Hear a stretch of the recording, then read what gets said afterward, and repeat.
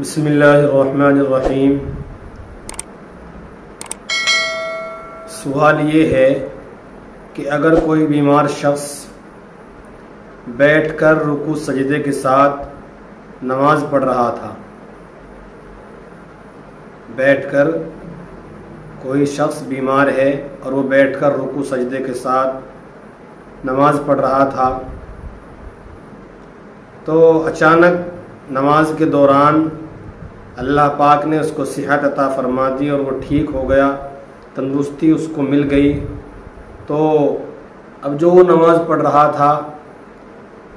کیا وہ نماز اس کے لیے کافی ہو جائے گی یا اس کو اثر نو دوبارہ نماز پڑھنی پڑے گی؟ جس کا جواب یہ ہے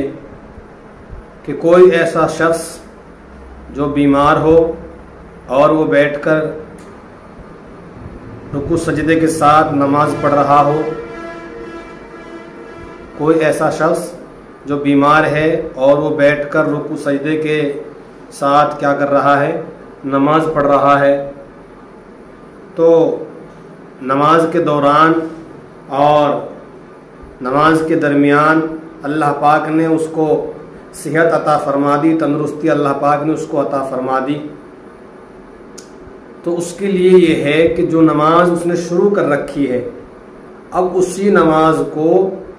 کھڑے ہو کر پڑھے، دوبارہ نئے سرے سے اس کے لیے نماز پڑھنا ضروری نہیں ہے،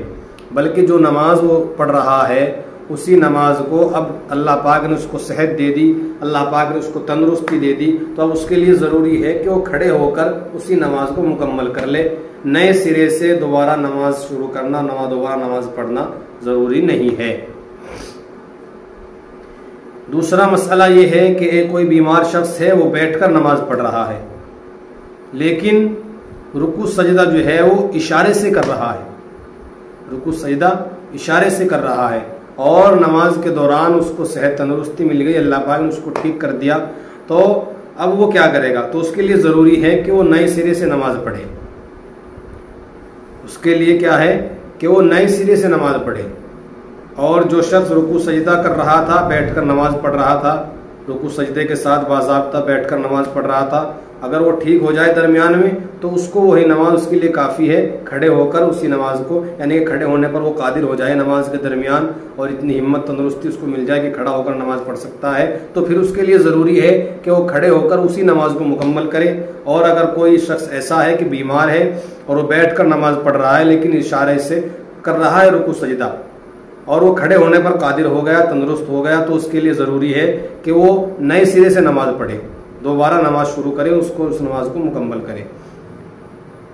اللہ عمل کی توفیق عطا فرمائے۔ اللہ پاک ہم سب کو یہ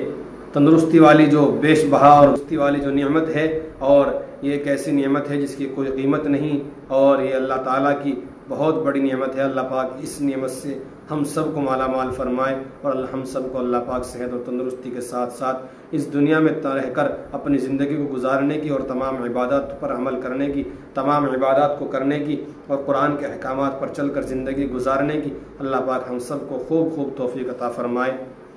السلام علیکم ورحمۃ اللہ وبرکاتہ۔